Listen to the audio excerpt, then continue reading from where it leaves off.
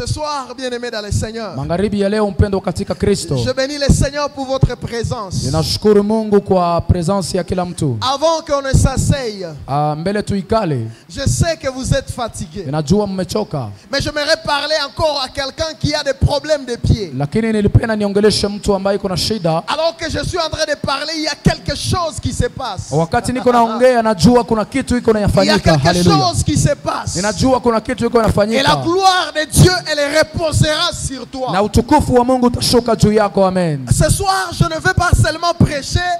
Magharibi ya leo sitafundisha tu, Il y sitahubiri. aura quand même un peu de désordre spirituel. Lakini mtaniruhusu kuwa ndani ya desordre ya kiroho. Et ce désordre, c'est l'ordre de Dieu. Na ile desordre itakuwa ni ordre ya Mungu. Alors j'aimerais que tu t'asseyes dans la gloire de Dieu. Sasa magharibi ya leo nilipenda uikale ndani ya utukufu wa Mungu. Le Haleluya. matin, nous avons introduit notre thématique. Asubuhi ya leo tuliingilia ile dama yetu. Comment Dieu nous forme par la souffrance. Namna gani Mungu anatufunza ndani ya mateso. Comment Dieu nous ramène à la maturité par la souffrance. Namna gani Mungu anatupeleka kwenye kukomaa kwa kiroho ndani ya mateso. Et nous avons montré combien le monde a été déchiré. Na tumeonesha kwamba watu wameumizwa na kupasuka Nous avons kabisa. parlé de la crise de l'identité personnelle. Tumeonesha kwamba watu wengi wamekuwa na kutokujijua. Nous avons aussi parlé de la crise de la dignité de l'homme. Na tumeonesha kwamba watu vile wamekosa ile usamani wao. Lorsque nous étions en train de parler de Genèse chapitre 1er le verset 26. Wakati tulikuwa tunaongelea Mwanzo sura 1 mstari wa 26. Nous avons aussi parlé des problèmes de préjugés et de stéréotypes. Tuliongelea ile shida ambayo watu wanakuwa na ile mawazo ya kukuja mbele na ile ambayo inapitaka kwenye kichwa. Nous avons aussi parlé des conflits intrapsychiques. Na tuliongelea vile zile shida za vichwa. Nous avons aussi parlé des conflits interpersonnels. Tuliongelea vile shida za kipekee kwa kweli. Mais nous avons ouvert une porte. Lakini tulifungua mlango moja. Et cette porte, c'est comment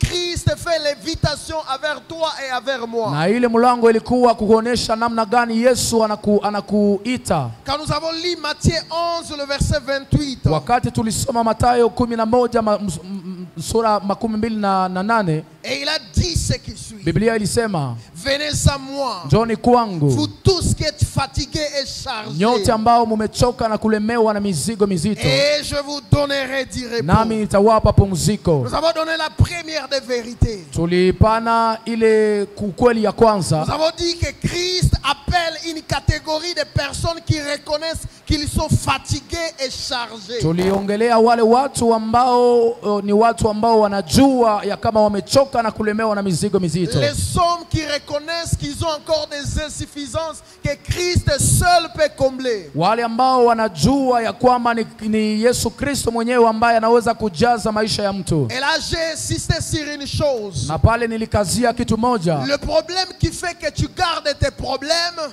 ile shida ambayo inataka unajigunjia yako probleme zako, c'est parce que tu les amènes auprès des hommes que de les amener auprès de Dieu. Ni kwa sababu unazipelekea watu ulio uzipelekee Mungu yeye mwenyewe. Deuxième type de chose qui fait que tu restes avec tes lamentations, kitu ya pili ambayo inataka unabakia na manunguniko yako, c'est parce que même lorsque tu penses que tu les amènes auprès de Dieu, après le culte tu retournes avec tes mêmes problèmes. Ni kuwa vile wakati unawazako unailetea Mungu wewe unarudiaka tena na ile même problème zako. Seigneur, j'en ai marre de servir dans une église où les gens viennent avec les problèmes et ils rentrent avec les mêmes problèmes. Mimi kwa kweli nimechoka na hii kanisa ambayo watu wanakujaka kila siku na shida na wanarudia na shida. Seigneur, je mets ma main sur cette chair, que cette église soit un restaurateur des âmes brisées. Bwana, ninatia mkono wangu hapa na nikisema hii kanisa ikuwe mahali ambapo watu watarejeshwa upya. On en a marre de servir Dieu par émotion. Tumechoka kutumikia Mungu kwa ndani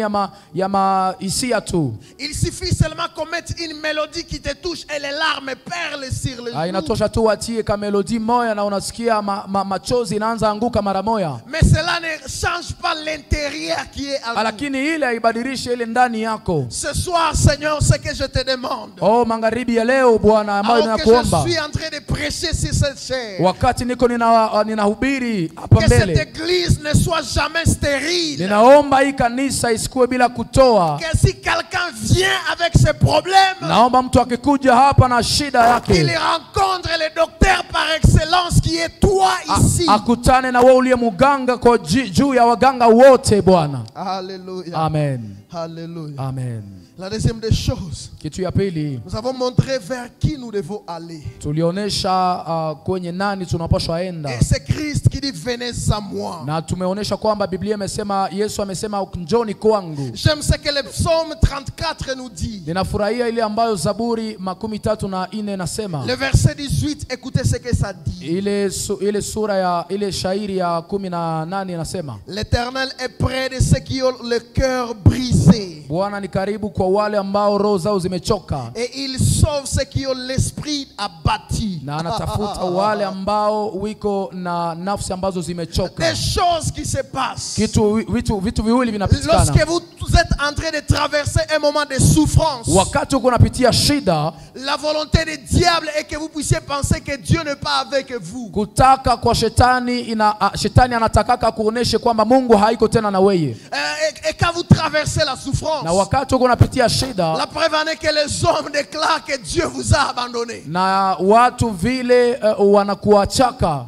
Les gens déclarent que Dieu vous a abandonné. Watu wanasemaka Mungu amekuacha. Oh, toi tu nous déranges avec des prières. Wanasema unatusumbuaga na maombi yako. Mais tu n'es pas en train de changer ta vie. Asa maisha yako haibadilike basi. Dieu t'a abandonné. Mungu amekuacha. Ce soir je suis venu te dire. Magharibi ya leo nilikuja kuambia. L'Éternel est près de ceux qui ont le cœur brisé. Bwana ni karibu karibu ya wale ambao roho zimechoka. Le problème n'est pas ce que tu traverses. Shida haiko ile nyoko unapitia. La fidélité elle est là, la fidélité de Dieu elle est là. Uaminifu wa Mungu ni hapa, haleluya. Lorsque Dieu te dit qu'il est avec toi, wakati Mungu anakuambia ni pamoja nawe, il ne dépend pas de tes émotions. Au aende yake juu ya maemosio zako, hisia zako. Il faut avoir l'assurance que Dieu est avec toi. Inaomba ukuwe na imani ya kwamba Bwana ni pamoja nawe, haleluya. Quand je marcherai dans la vallée de l'ombre et de la mort, anasema hata nikipitia kivuli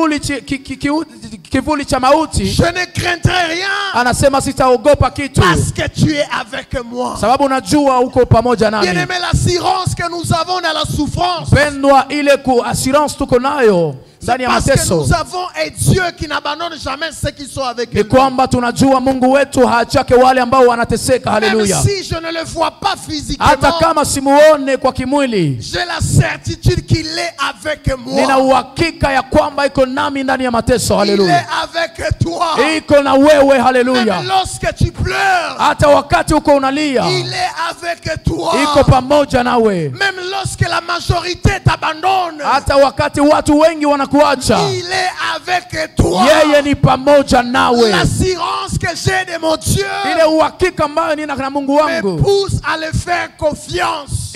Inanituma kumpatia confiance yangu ama imani yangu. Haleluya. La deuxième des choses, kitu ya pili, l'Éternel, il n'est pas seulement avec ceux qui ont le cœur brisé. Bwana hakuwa tu na wale ambao roho zimechoka, mais il est aussi avec toi pour sauver ceux qui ont l'esprit abattu. Lakini anakuwa vile na wewe juu ya kuasiste ama juu ya kuendea kufariji wale ambao roho zimechoka. Il est là pour sauver ceux qui ont le cœur, l'esprit abattu. Anakuwa pale juu ya kuokoa wale ambao roho zimechoka. Regarde depuis 6 mois ce que Dieu a fait. Angalia miezi 6 imepita. Il y a des choses que Dieu a fait. Kuna vitu ambavyo Mungu alifanya. Lorsque la mort était à la porte, wakati kifo ilikuwa mlangoni, il est venu pour te sauver. Alikuja kukuokoa. Quand on parle de quelqu'un qui sauve, wakati wanaongelea mtu ambaye anatafuta, quelqu'un qui sauve, yule ambaye anaokoa, c'est quelqu'un qui vient te rencontrer dans un danger. Ni yule ambaye anakukuta ndani ya shida. Alors j'aimerais dire à quelqu'un, sasa nilipenda niambie mtu, le problème n'est pas la présence du danger. Shida haiko présence ile ya shida. Mais le problème c'est la prise de conscience qu'il y a un sauveur avec toi.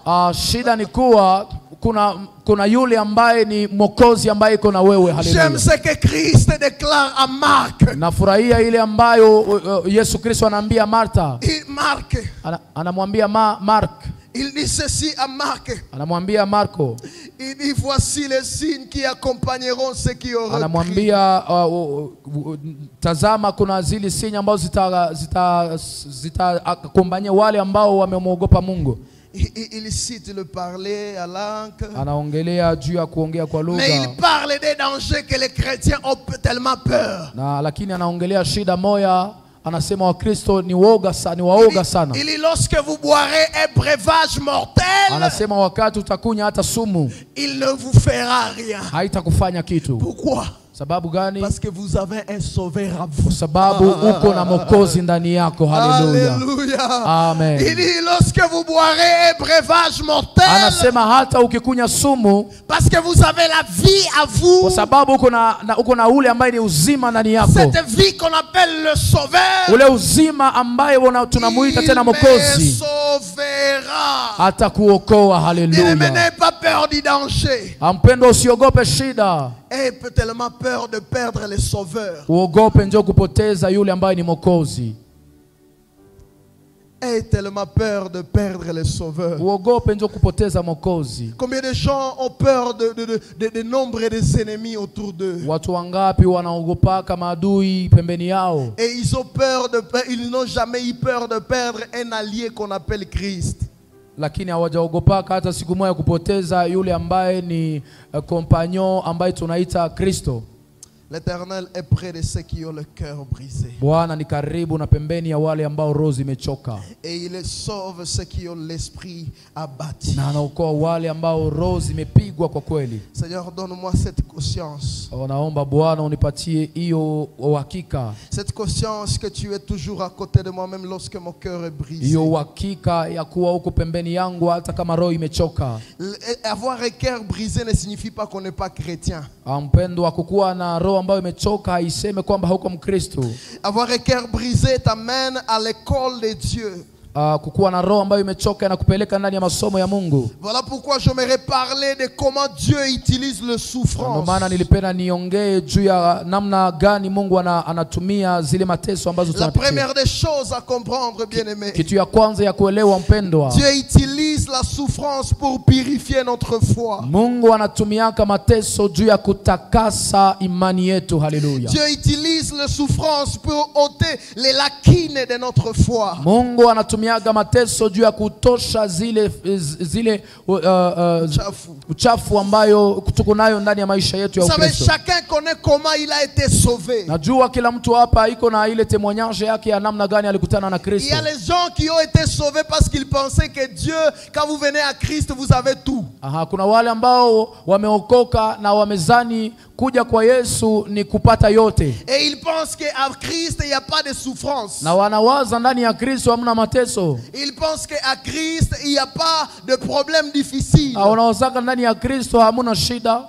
Et ils pensent qu'à Christ c'est la prospérité. Wanawazaka ndani ya Kristo ni kuinuliwa tu na kuwa na pesa mingi. Vous savez les fans de cet évangile de la prospérité. Mnajua wale ambao ni rafiki ya ile injili ya kuinuliwa na kubarikiwa sana. Quand ils nous parlent, nous pensons que c'est automatique. Wakati wanatuongeleshaka tunaionaka ya kawaida. Mais quand Christ veut encore transformer ta foi, lakini wakati Kristo anapenda badilisha imani yako, il t'amènera les souffrances. Anakuletea mateso. Il t'amènera les épreuves. Atakuletea mateso kweli. Et écoutez ce que la parole de Dieu est en train de nous dire. Msikie ile ambayo neno la Mungu linasema. Quand vous lisez 1 Pierre chapitre 1er le verset 6 et 7. Wakati unasoma Petro ya kwanza mstari wa Et Pierre chapitre 1er le verset 6 et 7. Petro ya kwanza sura kwanza mstari wa 7. 6, écoutez ce que le verset 6 nous dit. Ile shairi ya 6 inasema. Il dit c'est là ce qui fait votre joie. Na ni hapo ndipo raha yetu inatoka. Quoique maintenant puisqu'il nous faut, hata kama inatufaa, vous soyez attristés pour un peu de temps par des diverses épreuves, tuweze kukasirika na kupigwa juu ya mateso fulani, afin que l'épreuve de votre foi soit plus précieux que l'or. Ili imani ya roho yenu ikue kuzidi hata vile dhahabu. Quand vous lisez ce passage, bien aimé, Wakati unasoma hiyo shairi mpendwa, Pierre est en train de dire à l'église, Petro iko naambia kanisa, il dit, normalement votre joie devait être dans les tribulations que vous connaissez. anasema imani yenyu inapaswa kuwa ndani ya mateso. Votre joie devait être dans les situations compliquées dont vous traversez. Anasema raha yenyu inapaswa kuwa ndani ya mateso. Parce que les situations dont vous traversez sababu zile mateso ambazo unapitia sont en train de vous purifier, iko inawatakasa kwa kweli, sont en train d'ôter de la quine de votre foi. iko inatosha ile udhaifu ya imani yenyu. Et quand vous lisez le verset 7, wakati unasoma ile shairi ya 7, il est en train de parler de la comparaison entre la foi et l'or. iko nalinganisha vile imani ya mtu na dhahabu. Là où il dit que l'or, pour que l'or soit pur, na ni hapo anasema ili dhahabu iwe kuwa safi, il doit passer par le feu. inapaswa pita ndani ya moto. Seigneur, je prie que le feu nous embrasse encore. Bwana, naomba moto wako tena Que le feu nous embrasse encore. Moto wako Bwana tena ututakase. Que ça ne sera plus moi qui sera vie. Paka kiwango si mimi tena nitaonekana. À telle dimension que ça ne sera pas toi qui sera vu. Paka kiwango haiko tena wewe ndo utaonekana. Jusqu'à ce que Christ soit révélé totalement à toi. Lakini kiwango Kristo aonekane kwa kweli ndani yako. Haleluya. J'aimerais dire à quelqu'un ceci. Nilipenda niambie mtu magharibi ya leo. Chaque fois que tu dis Seigneur, wakati unasema Bwana, donne-moi la patience. Unipatie kuwa la patience. Unipatie kuwa patient. La patience. Kukuwa patient. Ça paraît comme un simple mot. Inakuwaka vile kama ni neno ambayo ni ateketeke. Dieu ne te donnera pas une patience théorique. Mungu hawezi kukupatia kuwa mtu wa kungoja qui est théorique. Ili ya kinywa tu. Il va amener des situations atakuletea shida qui va te pousser à être réellement patient. Ambayo itakusukuma kwa kweli kuwa mtu wa kungoja. Quand vous dites Seigneur, wakati unasema Bwana, apprends-moi à te faire confiance. Unifundishe kukupatia imani yangu. Dieu dit, Mungu anasema, tu me demandes la chose la plus facile. Unaniomba kitu ambayo ni rahisi sana, mais la plus difficile pour toi. Lakini ambayo ni ngumu kwako sana. Et tu prêt à fermer les oreilles? Na unaweza funga hata masikio. Et tu prêt à fermer les yeux? Est-ce que uko tayari kweli, uko tayari kufunga macho? Jusqu'à me tenir seulement la main que je t'amène où je veux. Paka kiwango nikamate tu mkono na nikupeleke pale ambapo nitakupeleka. Mais c'est ça, faire confiance à Dieu.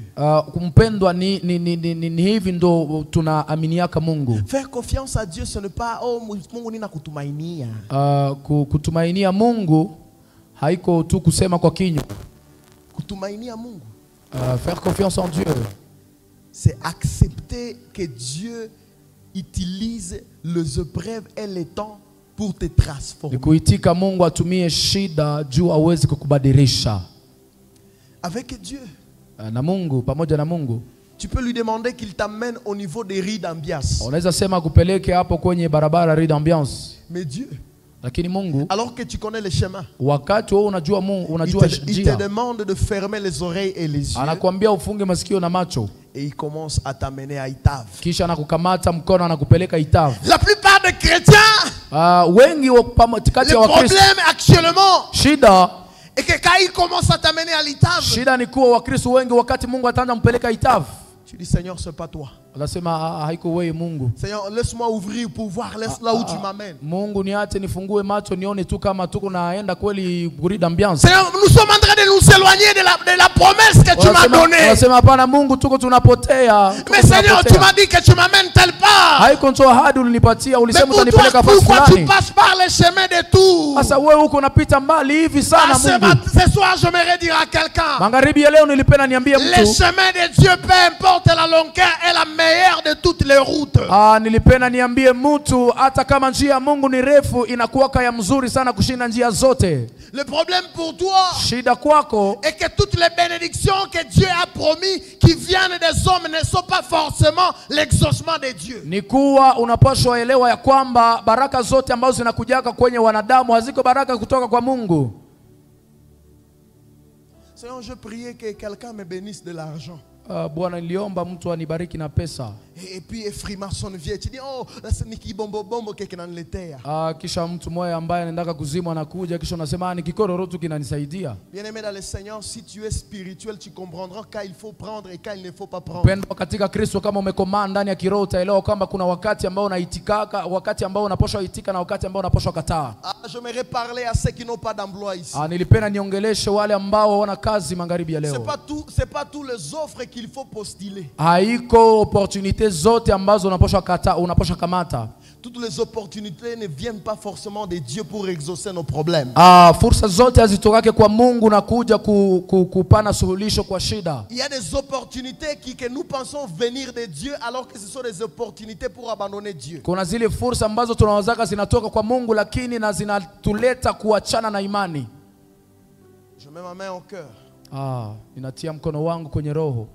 Quand j'étais encore expérimenté dans ces domaines de travailler pour les autres. Wakati nilikuwa ningali nguvu sana kutumikiana. Je disais ceci à Dieu. Nilikuwa naambiaka Mungu hivi. Éloigne de moi tous les travaux qui peuvent m'amener à ne pas te servir. Utie mbali yangu sana kazi zote ambazo zinapaswa hata niache kukutumikia. Un travail qui me prive de servir Dieu ne pas un travail béni de Dieu. Kazi ambayo inanituma nisikutumikie haiko kazi ambayo inatoka kwako. Mon travail doit être en corrélation avec toi, Seigneur. Kazi yangu inapaswa kuwa na uhusiano na wewe Bwana. C'est vrai, tu nous demandes à être la lumière dans les ténèbres. Ni kweli umetuambia tuwe nuru ndani ya giza. Mais tu ne nous demandes pas, Seigneur, d'obéir aux ténèbres. Lakini hautuambie tutii giza. C'est aux ténèbres de nous respecter. Ni giza ndo inapaswa tufata. Oh, si tu veux travailler chez moi, ukietumika kwangu, tu n'as pas droit à prier. Hauna nafasi ya kuomba. Tu n'as pas droit à lire la parole de Dieu. Hauna nafasi ya kusoma Biblia. Et je ne veux même pas voir un frère, une sœur venir te saluer ici. Na sitaki nione hata mtu mmoja akikiwa kusalimia hapa. Et vous dites amen pour que umwena nimepata hata makuta ya chakula. Kisha unasema amen, unasema Mungu amekujibia maombi yako.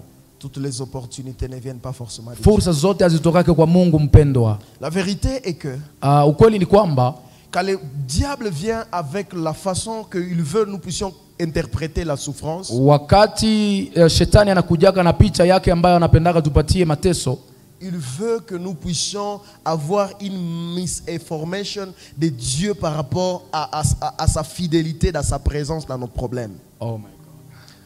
Le diable veut que nous puissions avoir une fausse information sur ce qu'est Dieu et la fidélité de Dieu dans nos situations difficiles. Shetani anapendaka tupatie ile picha ambayo ni mbaya kwa Mungu wetu.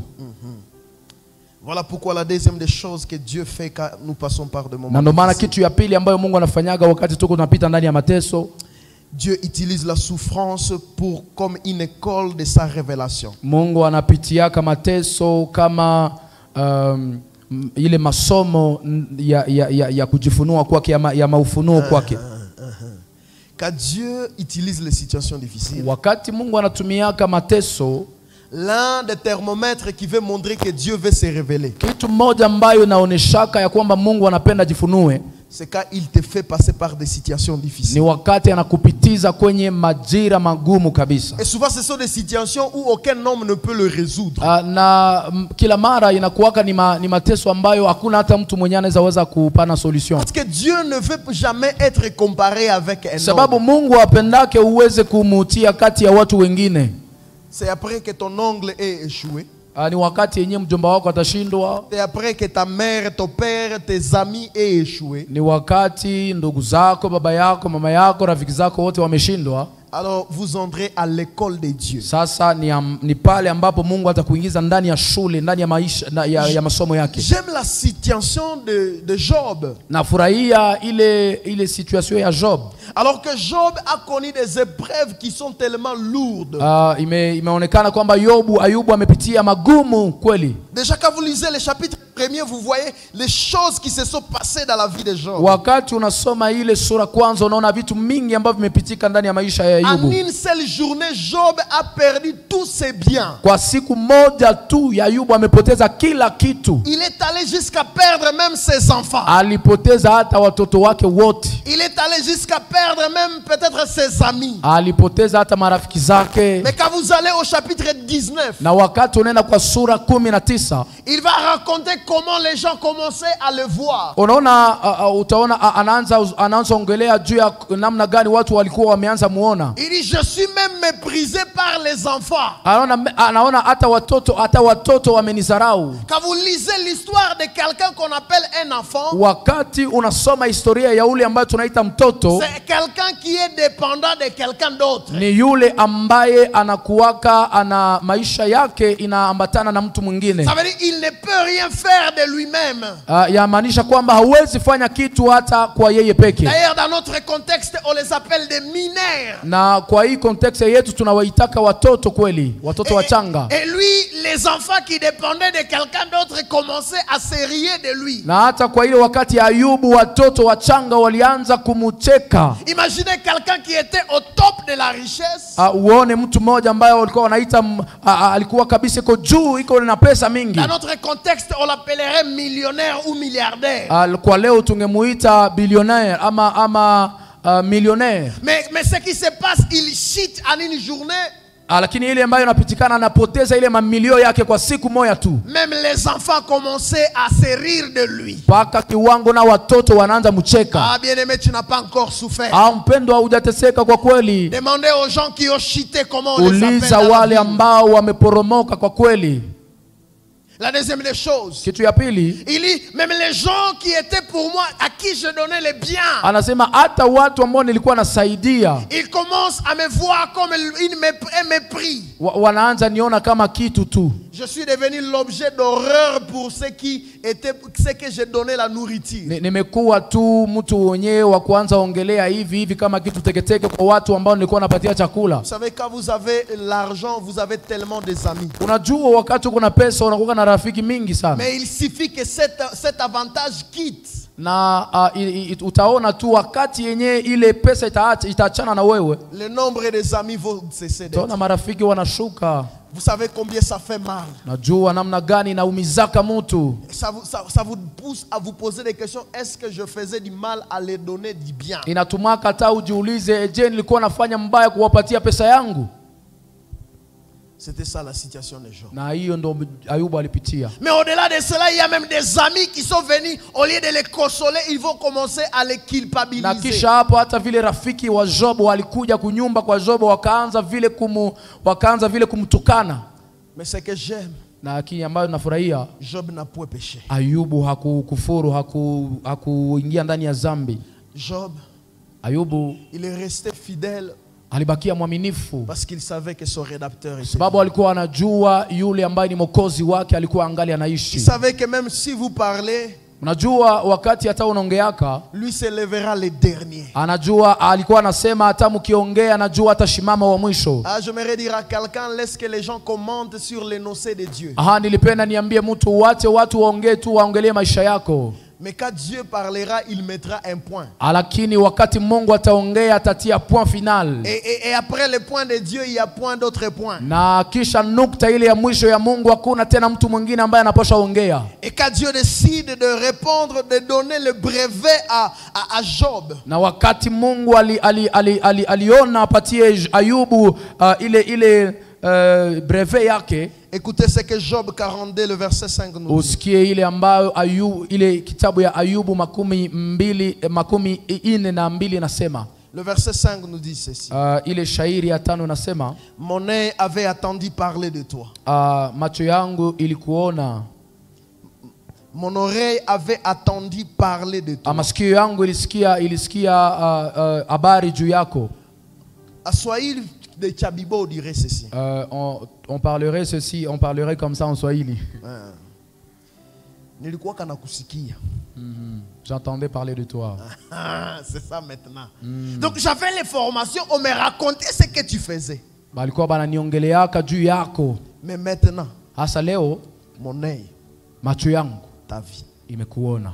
Il ne parle pas de l'œil de quelqu'un d'autre. Pale haiko naongelea jicho ya mtu. Il parle de la révélation qu'il a eue de Dieu. Pale iko naongelea ile ufunuo ambayo Mungu amempatia kwa Nous kipekee. devons quitter cette génération de gens qui racontent les dieux qui a visité les voisins et ils n'ont pas les formations par rapport à la révélation. Tunaposha toka hiyo kiwango ya watu ambao wanajifungiaka kwa yale ambayo wamesikia. Watu wiko wanaongelea juu ya Mungu lakini hawana ufunuo ya Mungu ya kipekee. Nous avons assez besoin des chantres qui nous disent Ametenda maajabu, et quand vous lui posez la question qu'est-ce qu'il a fait dans ta vie, il raconte l'histoire de Dieu. Tuko na waimbaji wengi ambao wanaimbaka Dieu a fait de grandes choses, lakini wakati unamuuliza nini amefanya kwa maisha yako hana yeye mwenyewe hata témoignage moja kwa Mungu. Le problème c'est que vous fuyez les épreuves de Dieu. Shida ni kuwa tunakimbiaka mateso ya Mungu wapendwa. Et le fait de fuir les épreuves de Dieu, na ile kukimbia mateso ya Mungu réduit les révélations de Dieu dans votre propre vie. Wakati tunakimbiaka ile shule na ile mtihani ya Mungu hatukuwake vile na ufunuo wa Mungu. À partir de ce soir, kuanza magharibi ya leo, ne fuis pas les épreuves de Dieu. Usikimbie mtihani za Mungu. Si tu veux avoir de nouvelles révélations de qui est Dieu, kama unapenda ujue tena kama Mungu ni nani, ne fuis pas les épreuves de Dieu. Usikimbie mateso na ile shule ya Mungu. Savez-vous que Dieu n'a jamais donné un nom de lui? Je, mnajua kwamba Mungu hajapanaka jina hata moja kwake yeye mwenyewe? Les noms que vous lisez dans la Bible, ile majina ambayo tunasomanga ndani ya Biblia, ce sont des noms de révélation. Ni majina ya watu ambao walipata ufunuo wa Mungu. Quelqu'un a connu un moment difficile. Mtu alipita kwenye mateso. Kuna mtu mmoja alipita kwenye mateso, là où il n'avait rien à pourvoir. Mahali ambapo alikuwa hana kitu hata mikononi. Et il l'a appelé Jéhovah Jireh. Na akamuita Jehova Jireh. Quelqu'un était dans la maladie. Na mtu mmoja alikuwa ndani ya magonjwa. Et il l'a appelé Jéhovah Rapha. Akamuita Jehova Rafa. Quelqu'un était dans les combats difficiles. Kuna mtu ambaye alikuwa ndani ya vita kubwa. Il l'a appelé Sabaoth. Akamuita Sabaoth. Et toi? Na wewe sasa? Et toi? Na wewe sasa? Pose la question au voisin. Et toi? Angalia jirani umuulize na wewe sasa? Quelle est la révélation que tu as de Dieu? Ni nini ufunuo Mungu amekupatia? Comment tu l'appelles? Na wewe unaweza muita namna gani? Moi je l'appelle mon ami. Mimi namuitaga rafiki yangu. Je connais des trahisons des amis. Nimepitia kwa kweli kuachiliwa kwa watu. Mais il reste mon ami. Lakini amebaki rafiki yangu. Et c'est ainsi que quand on chante Moninga mi malamu, na ndo hapo tunaimbaga rafiki yangu, ça me touche. Inanigusaka kwa kweli. Parce qu'on parle de mon ami. Sababu tunaongelea rafiki yangu. Qui est Dieu pour toi? Na Mungu ni nani kwako? Voilà pourquoi quand même Moïse lui demande qui il est. Ndio maana wakati Musa anamuuliza wewe ni nani? Écoutez ce que Exode chapitre 3 nous dit. Usikie ile ambayo Kutoka sura 3 inasema. Le verset 14. Ile shairi ya 14 inasema. Dieu va lui répondre. Mungu anajibu Musa. Il dit je suis celui qui suis. Anamwambia mimi ni yule ambaye iko. Haleluya. Il se conjugue. Anaweza kujiongelea yeye mwenyewe. Il se conjugue. Pale anaweza kujiongelea yeye mwenyewe. Ça veut dire que je m'adapte aux circonstances dans lesquelles tu te retrouves. Anasema mimi ninakuwaka ndani ya mateso ambayo iko ya kisasa. Je suis présent dans les circonstances que tu traverses. Ninakuwaka pale ambapo uko unateseka. Et toi lorsque tu trouveras la révélation, na wewe siku utakupataka ufunuo wa Mungu, tu me donneras la tribu. Utawapatiaka Mungu jina na wewe. C'est pas si je me fais comprendre. Sijui kama mtu ananielewa magharibi ya leo. Dieu, Mungu, qui es-tu? Wewe ni nani? Je suis niko celui qui suis. Yule ambaye iko. C'est à moi David. Ni kwangu Daudi. C'était à toi Françoise. Ni kwako Françoise. De lui donner la tribu qu'il a révélée à toi. Kumupatia jina ya ile ambayo amekufunulia ndani ya mateso. Moi je dis, mimi nasemaka, je suis ton ami. Niko mimi ni rafiki yako. Ça veut dire je suis celui qui suis. Mimi inamaanisha kwamba kusema mimi ni yule ambaye iko. C'est une voie entre Dieu et la personne qui connaît le moment difficile. Ile ni njia kati ya Mungu na yule ambaye iko napitia mateso. Il n'y a pas l'intermédiaire. Hakuna hata yule ambaye iko tena katikati. Quand je dis je suis, Wakati ninasema mimi niko, ça veut dire c'est moi qui te parle, qui suis. inamaanisha kwamba ni mimi ambaye niko na kuongelesha ambaye niko. La question ce soir, Asa swali ni moja. Dieu te pose la question. Mungu anakuuliza magharibi ya leo. Qui suis-je pour toi? Mimi ni nani kwa mbele yako? Qui suis-je pour toi? Mimi ni nani kwako? Qui suis-je pour toi? Mimi ni nani kwako? Qui suis-je pour toi? Mimi ni nani kwako? La troisième des choses pourquoi Dieu nous fait passer par des moments difficiles. Kitu ya tatu ambayo inataka Mungu anatupitiza ndani ya mateso. Dieu utilise les souffrances pour que nous soyons une source d'édification pour les autres. Mungu anapitiaga mateso juu tukue ile chanzo cha kuweza kubarikiwa kwa wengine. Une source d'édification pour les autres. Juu tuweze kukua shina ya baraka na kujengwa kwa wengine. Bien-aimé, lorsque tu comprendras que tes moments difficiles sont une école qui peut aussi changer la vie de quelqu'un d'autre. Mpendo, wakati utaelewa ya kwamba mateso yako inaweza kuwa masomo kwa mtu mwingine, Tu n'as plus droit à l'erreur. hauwezi fanya tena makosa. Parce que si tu échoues, Sababu ukishindwa, tu seras en train d'enseigner aux gens d'échouer. utakuwa uko nafundisha wengine kwamba wakati mtu anapitiaga mateso anashindwaka. Bien-aimé, vous pouvez même vous minimiser de votre niveau spirituel. Pendwa, unaweza kujizarau ndani ya maisha yako ya kiroho. Alors qu'il y a quelqu'un dans l'église qui croit à vous, il voit votre niveau, il croit que vous êtes élevé. Ingalawa kuna kuwaka mtu ambaye ndani ya kanisa na kuonaka uko naomba na upendaka kuwake sawa wewe. Et quand vous échouez, Lakini wakati unashindwaka, il dit qui suis-je alors moi? sasa anasemaka yeye mwenyewe sasa na mie, yeye akishindwa mie sasa. Faites attention. Fanye angalisho. L'école que vous traversez, Masomo ambayo unapitia, c'est une édification ou une démolition pour la vie de quelqu'un d'autre. inakuwaka ni baraka na kujengwa kwa mwingine mtu.